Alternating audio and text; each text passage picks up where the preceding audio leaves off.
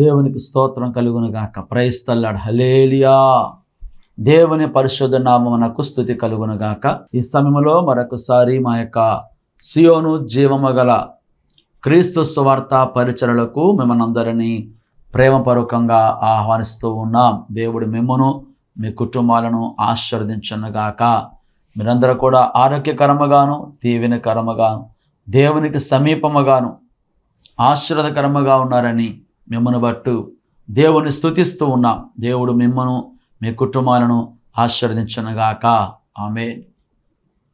అదేవిధముగా ఈ యొక్క ప్రోగ్రాం ద్వారా మీరెంతగానో ఆధ్యాత్మికముగా బలపరచబడుచున్నారని కూడా మిమ్మల్ని బట్టి దేవుని స్తుతిస్తూ ఉన్నా. దేవునికి స్తోత్రం కలుగునుగాక. ఈ సమయంలో మరొకసారి ఆ యొక్క సియోను జీవము గల క్రీస్తు సువార్తల పరిచర్యల కొరకు మీరందరూ కూడా ప్రార్థించవలసిందిగా ప్రభు పేరట తెలియపరుస్తూ ఉన్నాను. అదేవిధముగా ఈ పరిచర్య యొక్క ఫౌండర్ అయినటువంటి డాక్టర్ యేసుపదం గారి కొరకు, వారి కుటుంబం పరిచర్య ప్రయాణం కొరకు ప్రార్థించవలసిందిగా ప్రభు పేరట తెలియపరుస్తూ ఉన్నాను. వారెంతో భారము కలిగి వ్యయ ప్రయాసలతో ఈ యొక్క ప్రోగ్రామును కొనసాగిస్తుండగా దేవుడి పరిచర్య ద్వారా అనేక మందిని ఆశీర్వదించినట్లుగా, మరి ముఖ్యంగా అనేక మంది ఆధ్యాత్మికముగా బలపరచబడినట్లుగా, నశించిపోచున్న వారు ఈ యొక్క దేవుని మాటల చేత ఆదరించబడుచు రక్షించబడి దేవుని యొక్క రాజ్యమునకు వారసులగునట్లుగా కూడా ప్రార్థించవలసిందిగా ప్రభు పేరట తెలియపరుస్తూ ఉన్నాం. దేవుడు చక్కటి అవకాశమును మనకు అనుగ్రహించున్నాడు. ఈ రీతిగా మీతో కలిసి ప్రత్యక్షముగా కాకపోయినప్పటికీ ఈ విధముగా ఈ యొక్క ప్రోగ్రాం ద్వారా మీతో దేవుని యొక్క మాటలు పంచుకోవటానికి యేసయ్య మనకి ఇచ్చినటువంటి ఈ చక్కటి వారధిని బట్టి, ఈ యొక్క ప్రోగ్రామును బట్టి దేవునికి మాత్రమే మహిమ కలుగునుగాక. స్తోత్రం. Praise the Lord. మంచిది ప్రేమైన దేవుని బిడ్డలారా, పరిశుద్ధ గ్రంథముల నుంచి ఒక వాక్య భాగమును చదువుకొని మనము ధ్యానించుకుందాం. ఎందుకనగా దేవుని మాటలు మనకెంతో అవసరమై ఉన్నవి. ఈ యొక్క అంత్యకాలములలో ఈ లోకములో ఉన్నటువంటి విషయాల కంటే, మనుషుల మాటల కంటే దేవుని యొక్క మాటలు మనల్ని ఎంతగానో బలపరుస్తూ ఆదరిస్తూ శక్తివంతులుగా చేస్తూ ఉంటాయి. దేవునికి స్తోత్రం కలుగునుగాక.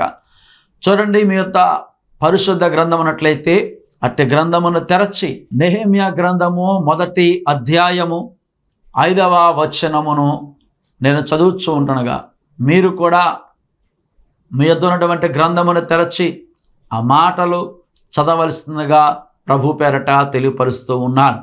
మరొకసారి నెహెమ్యా గ్రంథము 1వ అధ్యాయము 5వ వచనము చదువుకుందాం. దేవునికి స్తోత్రం కలుగునుగాక. Praise the Lord. ఎట్లనగా, ఆకాశమందున్న దేవా యెహోవా, భయంకరుడైన గొప్ప దేవా, నిన్ను ప్రేమించి నీ ఆజ్ఞలను అనుసరించి నడుచువారిని కటాక్షించి వారితో నిబంధనను స్థిరపరచువాడా. ఆమేన్. ప్రార్థన చేద్దామని.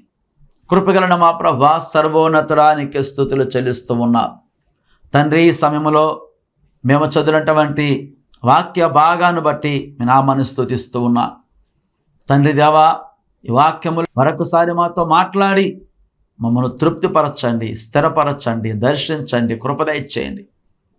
యేసు నామమున అడుగుచున్నాము తండ్రి. ఆమేన్. ఆమేన్. దేవునికి స్తోత్రం కలుగునుగాక. హల్లెలూయా. మంచిది ప్రియమైన దేవుని బిడ్డలారా, పరిశుద్ధ గ్రంథములో మనం చదివినటువంటి యొక్క నెహెమ్యా గ్రంథములోని 1వ అధ్యాయం 5, 6 వచనములు అనగా 4వ వచనం మొదలుకొని ఇవన్నీ కూడా మన పూర్వీకులను భక్తుడున్నటువంటి నెహెమ్యా యొక్క ప్రార్థన అయి ఉన్నది. ఆయన ఏ సందర్భంలో ప్రార్థన చేస్తున్నాడు అంటే, ఆయన ఒక సామాన్యమైనటువంటి ఉద్యోగిగా ఉంటూ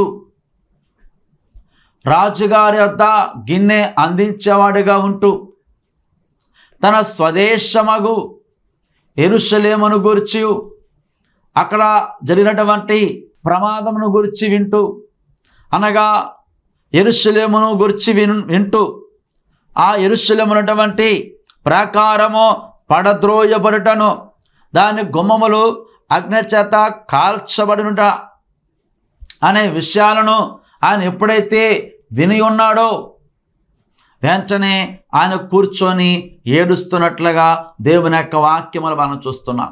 అంత మాత్రమే కాదు, కొన్ని దినములు ఆయన ఉపవాసం ఉండినట్లుగా మనం గమనిస్తూ ఉన్నాం. అయితే చూడండి, మరి ఆయన ఉపవాసం ఉండి ఆయన ప్రార్థించినట్లుగా మనం అక్కడ చదువుతూ ఉంటుండగా ఆయన ప్రార్థనలో మరి ఏ విధముగా ప్రార్థన చేస్తున్నాడు అనే విషయాన్ని కూడా మనము గమనించవలసి ఉన్నది. దేవునికి స్తోత్రం కలుగును గాక. కొందరైతే మరి మనమైతే ప్రార్థన చేస్తూ ఉంటాం, మంచిదే, కానీ ఆ ప్రార్థన ఎలా చేయవలసి ఉన్నదో అనే విషయాన్ని కూడా మనము గమనించవలసిన వారమై ఉన్నాం. చూడండి, ఇక్కడ నెహెమియా యొక్క ప్రార్థన మనం గమనించినట్లయితే ఇక్కడ మాత్రమే కాదు, కానీ ఇంకా ఈ యొక్క నెహెమియా గ్రంథములో మనము చదివినట్లయితే 9వ అధ్యాయం అంతా కూడా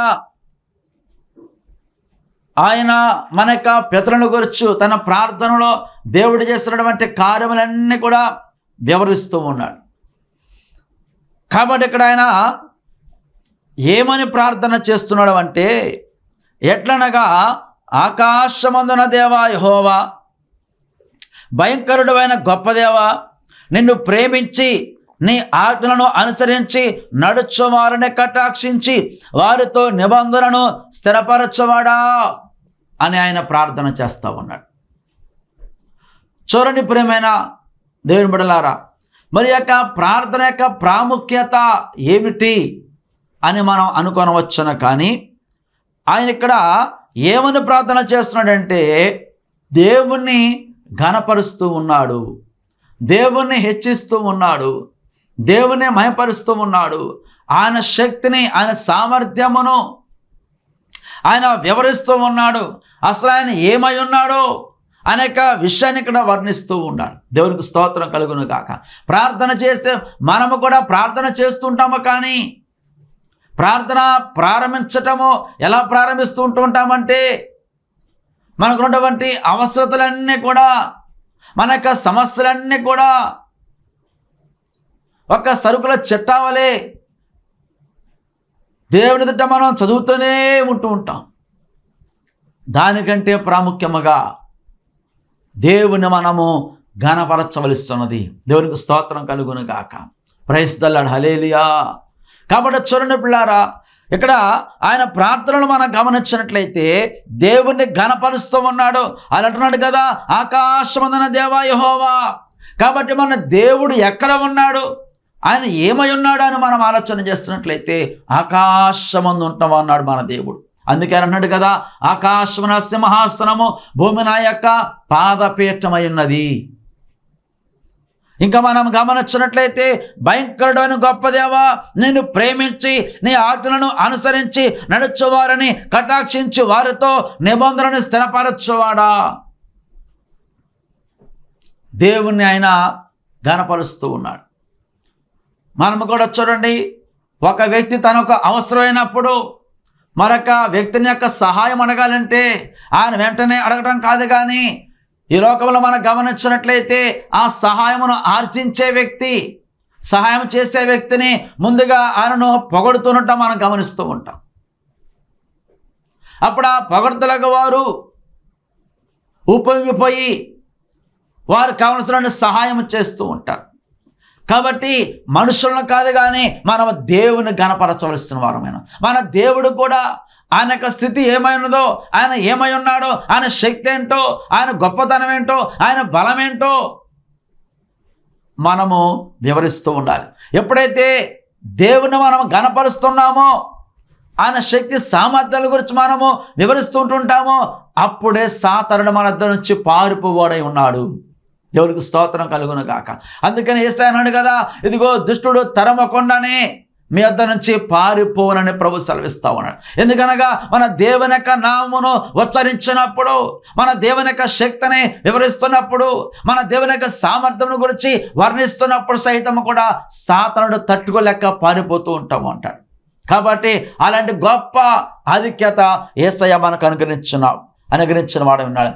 అందుకే చూడండి, ఇక్కడ అన్నాడు కదా, ఆకాశమందున గొప్ప దేవా అని ప్రారంభిస్తూ తర్వాత అన్నాడు కదా, భయంకరుడు అయిన గొప్ప దేవా అంటూ ఉన్నాడు. భయంకరుడు అనబడే మాట మనం గమనించినట్లయితే అది మంచి మాట కంటే కూడా చెడ్డ వాటికి మనం ఎక్కువగా ఉపయోగిస్తుంటుంటాం.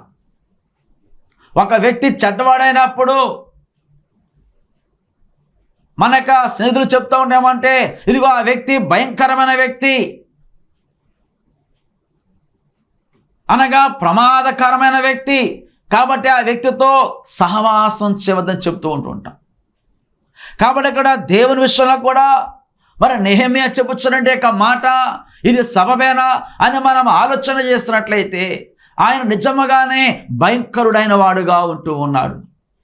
కాబట్టి ఆ భయంకరత్వము ఎవరికై అంటే అది మనకు కాదు, కానీ ఆయన సేవించేవారికి ఆయన భయంకరుడు కాదు, కానీ దుష్టునికి, అపవాదికి, ఇదిగో పాపికి, పాపము చేసేవారికి ఆయన భయంకరుడుగా ఉంటూ ఉన్నాడు.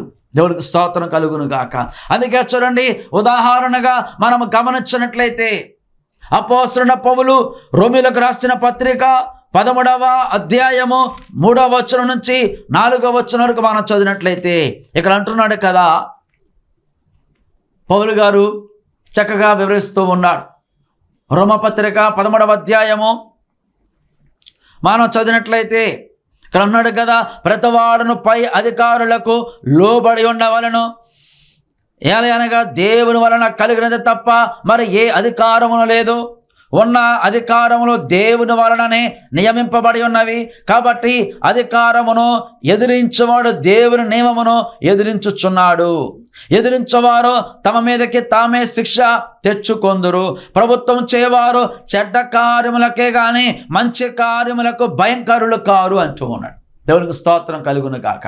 కాబట్టి చూడండి పిల్లారా, ఇక్కడ పౌలు గారు వివరిస్తున్నాడు కదా, ప్రభుత్వము చేయవారు లేక అధికారులైన వారు దేనికి భయంకరులు అంటే చెడ్డ కార్యములకే భయంకరులు కానీ, అనగా చెడ్డ పని చేసేవారికి మాత్రమే భయంకరులు కానీ మంచి వారికి వారు భయంకరులు కారు అని వివరిస్తూ ఉన్నారు.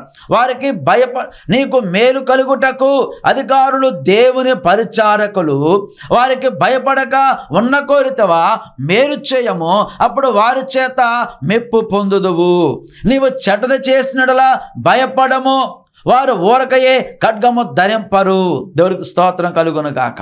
ప్రైజ్ ది లార్డ్, హల్లెలూయా. కాబట్టి చూడండి పిల్లారా, అనగా భయంకరుడు అనబడే మాట ఎవరికి వర్తిస్తూ ఉంటుందంటే అది చెడ్డవారికి లేక పాపము చేసేవారికి, దుష్టకార్యములు జరిగించేవారికి, దుష్టునికి, అపవాదికి మాత్రమే ఆయన భయంకరుడు అనే విషయాన్ని మనము గమనించవలసినది. ఇక్కడ లేఖనం చెప్తా ఉంది కదా, మనం గమనించినట్లయితే ప్రభుత్వము చేయవారు చెడ్డ కార్యములకే కానీ మంచి కార్యములకు భయంకరులు కారు అంటూ ఉన్నారు. అనగా మనక ప్రభుత్వము కావచ్చు, ప్రభుత్వ అధికారులు కావచ్చు, వారు దేనికి భయంకరులు అంటే చెడ్డవాటికి. అనగా ఒక పోలీసును చూస్తున్నప్పుడు దొంగ ఎలాగూ పారిపోతుంటుంటాడో, దొంగతనం చేయని వ్యక్తి ఆయన ఎదుట ఎలాగైతే నడుస్తూ ఉంటుంటాడో ఆ ప్రకారముగానే ఇదిగో మన దేవుడు ఆయన ఎవరికి భయంకరుడు అంటే అపవాదికి భయంకరుడు. వాడిని ఆయన శిక్షిస్తూ ఉంటాడు కాబట్టి, చెడ్డవారిని శిక్షిస్తూ ఉంటాడు కాబట్టి, పాపలను శిక్షిస్తూ ఉంటాడు కాబట్టి ఇదిగో ఆ యొక్క అపవాదికి అయితే భయంకరుడు ప్రభువా అని నెహెమ్యా ప్రార్థన చేస్తూ ఆయన అంటున్నాడు కదా, నిన్ను ప్రేమించి నీ ఆజ్ఞలను అనుసరించి నడుచువారిని కటాక్షించి వారితో నిబంధనను స్థిరపరచువాడా అంటూ ఉన్నాడు. అనగా పాపులకును దుష్టులకును దుష్ట కార్యములకును ఆయన భయంకరుడు కానీ, ఆయన యొక్క బిడలకు మాత్రము అనగా ఆయన ప్రేమించి ఆయన ఆజ్ఞలు గైకొనే వారికి లేక ఆయన బిడ్డలకు ఆయన సేవించే వారికైతే ఆయన ఇదిగో కటాక్షించేవాడని, వారితో తన యొక్క నిబంధనను స్థిరపరచువాడని దేవుని యొక్క వాక్యం మనకి తెలియపరుస్తూ ఉన్నాడు. దేవునికి స్తోత్రం కలుగును గాక. కాబట్టి చూడండి పిల్లారా, మరి నెహెమ్యా వలె మనము కూడా ప్రార్థించాలని ప్రభు యొక్క ఉద్దేశమైనది. మన ప్రార్థనలు అయితే మనం దేవుని స్తుతిస్తూ ఉంటాం మంచిదే, కానీ దేవుని గణపరుస్తూ ఉంటాం మంచిదే, కానీ తర్వాత మన యొక్క అవసరాలు తీర్పరుస్తుంటాం మంచిదే. దేవుడు చేస్తున్న వాగ్దానాలను ఆ యొక్క ప్రార్థనలు పెట్టి ప్రార్థన చేస్తూ ఉంటుంది మంచిదే. దేవుని యొక్క లేఖనాలను మనం ఎత్తిబట్టి ప్రార్థన చేస్తూ ఉంటాం మంచిదే, కానీ వాటికంటే ప్రాముఖ్యంగా వాటితో పాటుగానే ఇదిగో దేవుడు ఎవరికి ఏమై ఉన్నాడో అనే విషయాన్ని కూడా మనం గమనించాలి. మనకైతే ఆయన దయ కలిగిన వాడు, ఆయన యొక్క బిడలకైతే, ఆయన ప్రేమించే వారికైతే ఆయన దయ కలిగిన వాడు. అందుకే దేవుని యొక్క వాక్యం మనం గమనించినట్లయితే అలా అంటూ ఉన్నాడు కదా, కఠిన హృదయం గల వారికి ఆయన కఠినుడును, ఆయన బిడల పట్ల ఆయన దయ కలిగిన వారని దేవుని యొక్క వాక్యం మనం తెలియపరుస్తూ ఉన్నాడు. ఇంకా మనం గమనించినట్లయితే ఇదిగో దేవుని యొక్క కోపము నిమిష మాత్రమును, ఆయన యొక్క దయ ఆయుష్కాలమునని ఆయన యొక్క వాక్యం మనకి తెలియపరుస్తూ ఉన్నాడు. దేవునికి స్తోత్రం కలుగును గాక. అదే ప్రకారముగా 103వ కీర్తన మనం చదివినట్లయితే ఇక్కడ అంటున్నాడు కదా, 11వ వచనం చదివినట్లయితే అక్కడ అంటూ ఉన్నాడు కదా, భూమి కంటే ఆకాశము ఎంత ఉన్నతముగా ఉన్నదో ఆయన యందు భయభక్తులు గలవారి యెడల ఆయన కృప అంత అధికముగా ఉన్నది అని తెలియపరుస్తూ ఉన్నాడు. కాబట్టి చూడండి, సమయంలో ఆయన ఎవరికి భయంకరుడై అంటే పాపులకును అపవాదికిని, అనగా పాపమునకు ఆయన ఎదుట చోటు లేదు, పాపమును ఆయన అసహించుకుంటూ ఉన్నాడు. ఇదిగో పాపము చేసిన వారిని ఆయన శిక్షించేవాడు అన్నాడు. కాబట్టి అందుకే నెహెమ్యా అన్నాడు కదా, ఆయన ఎవరెవరికి ఏమై ఉన్నాడో కూడా ఆయన వివరిస్తూ ఉన్నాడు. దేవునికి స్తోత్రం కలుగును గాక. చూడండి, ఇంకా మనం గమనించినట్లయితే ఆయన ఎవరికి భయంకరుడు అనే విషయాన్ని మనము చదివినట్లయితే చూడండి, దయచేసి మీరు కూడా నాతో పాటు దేవుని యొక్క వాక్యాన్ని చదవలసిందిగా ప్రభు పేరట తెలియపరుస్తూ ఉన్నాను. ద్వితీయోపదేశ కాండము 10వ అధ్యాయము 17వ వచనం మనం చదివినట్లయితే ఇక్కడ అంటూ ఉన్నాడు కదా, ద్వితీయోపదేశ కాండము 10వ అధ్యాయము 17వ వచనము మనం చదివినట్లయితే, ఎలయనగా నీ దేవుడైన యెహోవా పరమ దేవుడును పరమ ప్రభువునై ఉన్నాడు, ఆయనే మహాదేవుడు, పరాక్రమవంతుడు, భయంకరుడైన దేవుడు, ఆయన నరుల ముఖమును లక్ష్య పెట్టనివాడు, లంచము పుచ్చుకొననివాడు. దేవునికి స్తోత్రం కలుగును గాక. అక్కడ నెహెమ్యా అయితే స్వయముగా దేవుడితోనే మాట్లాడచ్చు ప్రార్థనలో, ఇదిగో దేవుని గణపరుస్తుంటుండగా ఇక్కడ మోషే అయితే ఇశ్రాయేలులతో అనగా దేవుని యొక్క ప్రజలతో దేవుని యొక్క గొప్పతనాన్ని గురించి వివరిస్తున్నాడు. ఆయన వారు అంతవరకు ఎన్నో కార్యాలు చూసి ఉన్నారు, ఎన్నో అద్భుతాలు చూసి ఉన్నారు, ఎన్నో మేలులు పొందుకొని ఉన్నారు, దేవుని చేత పోషించబడి ఉన్నారు, దేవుని చేత నడిపించబడి ఉన్నారు. వారు చూచి ఉన్నారు, స్వయముగా చూచున్నారు దేవుని కార్యములు. అయినప్పటికీ ఇక్కడ మోషే వారికి తెలియపరుస్తున్న మాట ఏమిటంటే దేవుని గురించి ఆయన అన్నాడు కదా, ఎలయనగా నీ దేవుడైన యెహోవా పరమ దేవుడును పరమ ప్రభువునై ఉన్నాడు. దేవునికి స్తోత్రం కలుగును గాక. పరమ దేవుడు అనగా దేవుళ్ళకు మాత్రమే దేవుడై ఉన్నాడు. ఇంగ్లీష్ బైబిల్లో మనం గమనించినట్లయితే గాడ్ ఆఫ్ గాడెస్ అనే దేవుని యొక్క వాక్యములు మనం చూస్తున్నాం. కాబట్టి ఆయన గాడ్ ఆఫ్ గాడ్స్, అలాగే king of kings, Lord of lords అని దేవుని యొక్క వాక్యములు మనం చూస్తూ ఉన్నాం. దేవునికి స్తోత్రం కలుగును గాక. ఇంకా అన్నాడు కదా, పరమ ప్రభువునై ఉన్నాడు అనగా ఆయన ఇదిగో పరమ దేవుడు అనగా దేవుళ్ళకే దేవుడై ఉన్నాడు. పరమ ప్రభువు అనగా ప్రభువు అనగా రాజుల కంటే గొప్పవాడై ఉన్నాడు. అలాంటి రాజులకు మించినటువంటి ప్రభువులు ఉన్నటువంటి ఆ ప్రభువుల కంటే కూడా గొప్పవాడు ఆయన. అలాగే ఆయనే మహాదేవుడు అని తెలియపరుస్తూ ఉన్నాడు. మనము ఆరాధించే దేవుడు, మనము సేవించే దేవుడు, ప్రేమైన దేవుని బట్టులారా, ఇదిగో ఆయన మహాదేవుడై ఉన్నాడు. కాబట్టి ఆయనే గొప్పవాడై ఉన్నాడు. ఇదిగో ఆయన వాక్యం సెలవిస్తుంది కదా, దేవుడు అంటున్నాడు కదా, ఇదిగో నాకు ముందును నాకు వెనకాల మరొకరు లేనే లేరు, నేను గాక మీకు వేరే దేవుడు లేనే లేడని ప్రభువు ఆయన కరాఖండిగా తెలియపరుస్తూ ఉన్నాడు. నీ దేవుడైన యెహోవా నేను మాత్రమే దేవుడనై ఉన్నాను. దేవునికి మహిమ కలుగును గాక. అంత మాత్రమే కాదు, మన దేవుడు ఎవరంటే ఆయన మహాదేవుడును పరాక్రమవంతుడు. పరాక్రమవంతుడు అనగా ఇదిగో ఏ యుద్ధమైనా సరే గెలవగలిగిన వాడు, సామర్థ్యం కలిగిన వాడు. ఆయన దిట్ట ఏ యుద్ధమును ఏ యుద్ధశాలియో ఎవరు కూడా నిలువ జాలరని దేవుని యొక్క వాక్యం మనకు తెలియపరుస్తున్నాడు. ఇక్కడ అంటున్నాడు, తర్వాత అన్నాడు కదా భయంకరుడని దేవుడు అని. ఇక్కడ మరొకసారి మోషే కూడా ప్రస్తావిస్తా ఉన్నాడు దేవుని గురించి. మోషే ఇంకా 1, 2, 3 సార్లు ఈ యొక్క ద్వితీయోపదేశ కాండములో ఇదిగో దేవుని గురించి ఆయన వివరిస్తూ ఉన్నాడు. దేవునికి స్తోత్రం కలుగును గాక. కనుక పిల్లలు చూడండి, మన దేవుడు ఆయన మనకైతే జాలి కలిగిన వాడు కానీ, దయ కలిగిన వాడు కానీ, ఇదిగో ఆయన ప్రేమించి ఆయన యొక్క ఆజ్ఞలను గైకొన్న వారి విషయంలో ఆయన యొక్క నిబంధనలను స్థిరపరచువాడు కానీ, దుష్టత్వం జరిగించే వారికి లేక దుష్టునికి ఈ లోకములు ఎవరైతే దేవుడని చెప్పుకుంటూ ఉన్నారో లేక దేవతలను చెప్పుకుంటూ ఉన్నారో వారందరికీ కూడా ఆయన భయంకరుడై ఉన్నాడు.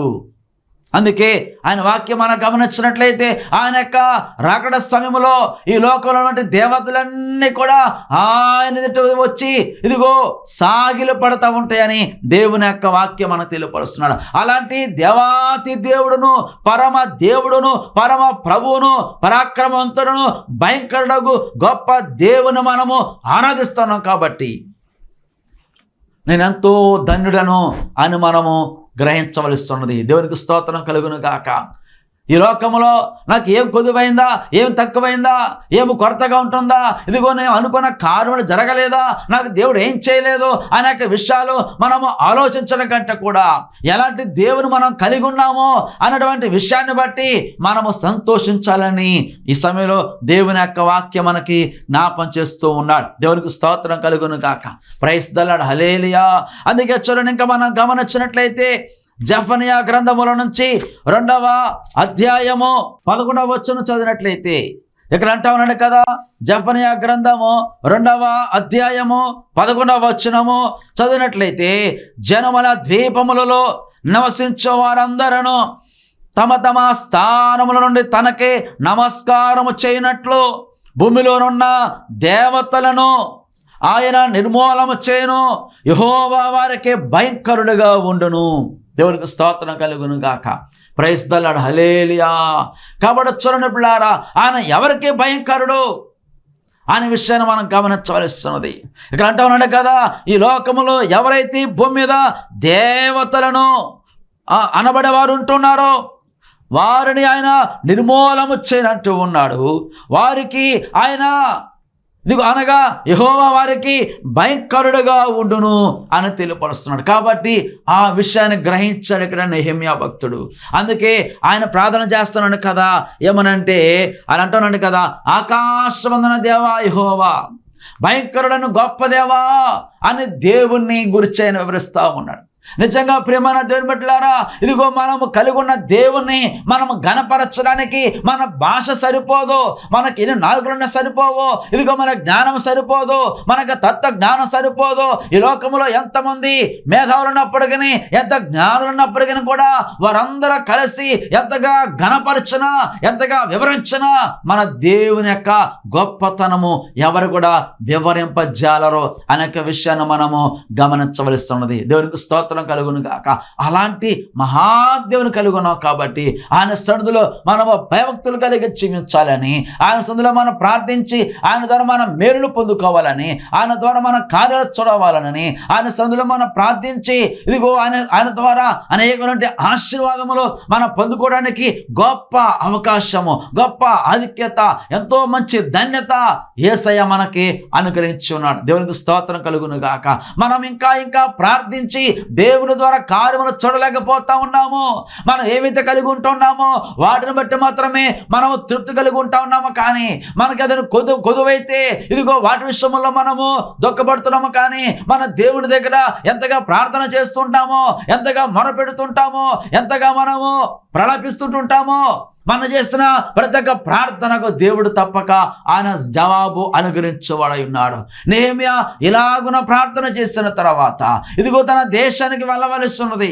అక్కడ యెరూషలేము యొక్క ఇదిగో మరి గోడలు ఆయన కట్టవలస్తున్నది. ఆ కాలిపోయిన గుమ్మములను మరల తిరిగి కట్టవలసి ఉంటుండగా నెహెమ్యా ఏ ఒక్క వ్యక్తిని కూడా ఆయన వెళ్ళి చేతులు చాచి అడగలేదు. కానీ ఇదిగో రాజుగారు ఆయనకు ఎంతో సమీపంగా ఉన్నప్పటికీ కూడా ఆయన సహితం కూడా ఆయన భిక్షమెత్తలేదు, కానీ అడుక్కొనలేదు. కానీ ఆ రాజే అంటున్నాడు కదా, నీవెందుకయ్యా ఇంత నీరసముగా ఉంటున్నావో, నీకు ఎటువంటి వ్యాధి లేదు కదా అని అడుగుచూ ఉన్నాడు. దేవునికి స్తోత్రం కలుగును గాక.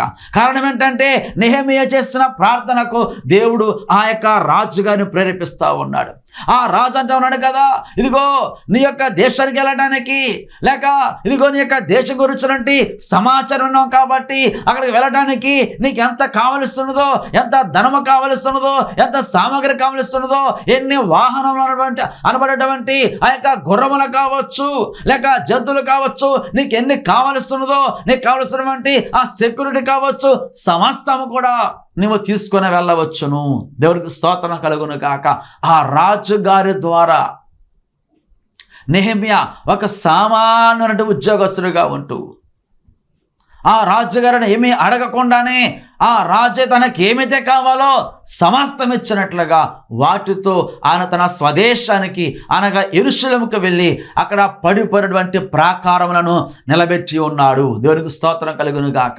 కాలిపోయినటువంటి గుమ్మములను ఆయన మరలా తిరిగి ఇదిగో నిలబెట్టి ఉన్నాడు, కట్టగలిగి ఉన్నాడని ఈ సందర్భంలో దేవుని యొక్క వాక్యం ద్వారా తెలియపరుస్తున్నాడు. ఇదంతా చేశాడంటే నెహెమ్యా ఇదిగో కేవలము ప్రార్థన ద్వారా మాత్రమే జరిగించున్నాడు. మన జీవితంలో కూడా ఇదిగో ఎటువంటి కార్యం చూడాలన్నప్పటికీ, మన కుటుంబాలు కట్టబడాలంటే, మన జీవితంలో దేవుని యొక్క ఆశీర్వాదం కావాలంటే, ఇదిగో మన బిడ్డల యొక్క జీవితాలు మార్పు చెందాలంటే, మన సమాజం మార్పు చెందాలంటే మనకున్నటువంటి ఏకైక మార్గం కేవలము ప్రార్థన మాత్రమే.